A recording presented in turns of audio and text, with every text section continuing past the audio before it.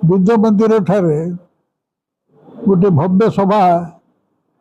अनुष्ठित होता। ये सभार मुख्य वस्तु थिला जे आत्मजीवनी एक साहित्य की जदि यह एक उच्चकोटर साहित्य ताले शांतनु कुमार आचार्य लिखित मो जीवन अन्य एक उपन्यास बहुत वर्ष तले प्रकाशित होता। ओडिया ट्रांसलेशन इंग्रेजी होता माय लाइफ अनदर नॉवेल या जगन्नाथ दास बोली जड़े प्रसिद्ध अनुवादक और प्रोफेसर वो प्रकाश कर बीके क्लासिक्स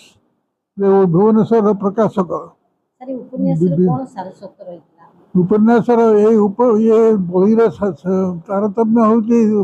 मूल्य हूँ ये हूँ गोटे उपन्यास जे ये हूँ गोटे आत्मजीवनी जहाँ उपन्यास भली पढ़े उपन्यास कौन हुए ना उपन्यास अनेक कथा प्रकाश करा जाए जहाँ प्रबंध प्रकाश करना कि अन्य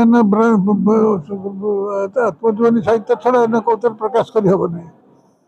यही जो मोर बहीटी जीवन अन्य एक उपन्यास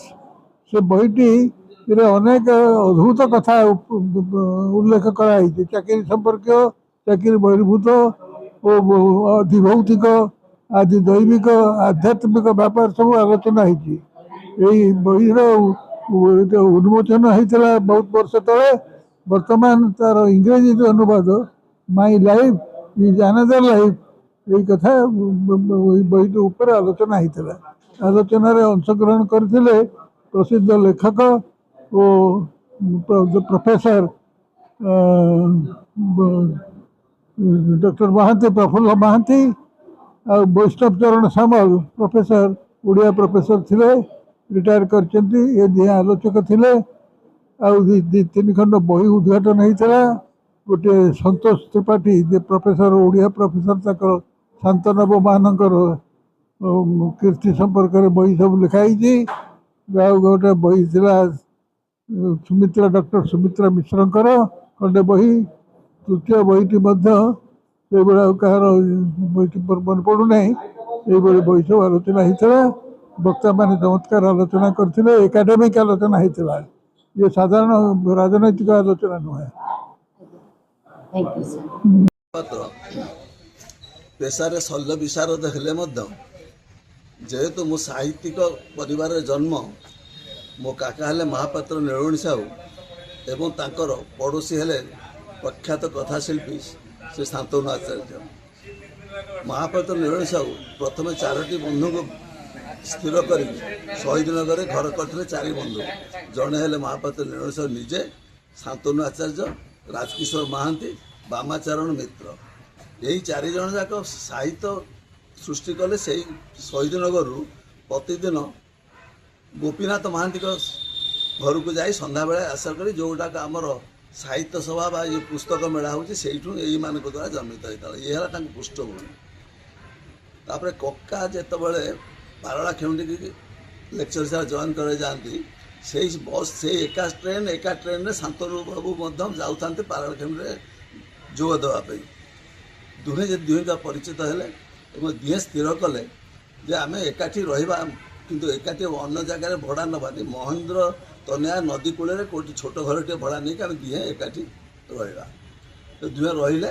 एवं प्रतिदिन संध्या सकाल प्रातः भ्रमण हो सांध्य भ्रमण हो से महेंद्र तनिया कूल जंगल भितर दिहे परिभ्रमण कर विभिन्न साहित्य विभिन्न दिग उपर आलोचना करते कालक्रमे कका कहले शांतनु मुझे जहाँ देखुचे आप वैज्ञानिक हवा जो कथा कहते जमा नुह कि ओडिया साहित्य भारती आपन को टाणुची निजर सुपुत्र हिसाब से है नाई नाई नाई मु तो वैज्ञानिक भी स्थिर कर सारी मुझे साहित्य ना पिलादिन कविता लिखुले रविन्द्र ठाकुर लिखिं एवं तो ये बड़ बड़ कथा कहते जहाँ कि मो भाया लेखकर अवध्य आपने कहीं निश्चय हे ना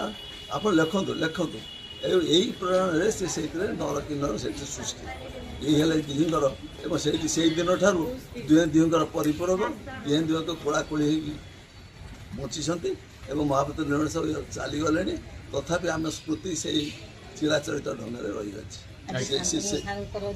ଆଜି ଶାନ୍ତନୁ ମଉସାଙ୍କର ଜନ୍ମ 84ତମ ଜନ୍ମଦିନରେ ଆମେ ସମସ୍ତେ ତାଙ୍କୁ ଶୁଭେଚ୍ଛା ଜଣାଇଛୁ ଏବଂ ମୁଁ ଡାକ୍ତର ପୁତୁରା ହିସାବରେ ତାଙ୍କୁ ଶୁଭକାମନା ଦେଇ କହିଛି ମଉସା ମୁଁ ଡାକ୍ତର ହିସାବରେ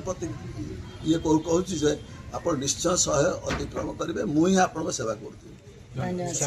ट्रस्ट कार्य आगे नवा आमे कल्पवृक्ष हवा कल्पवृक्ष हवा कल्पवृक्ष हवा। जय जगन्नाथ जय जगन्नाथ जय जगन्नाथ।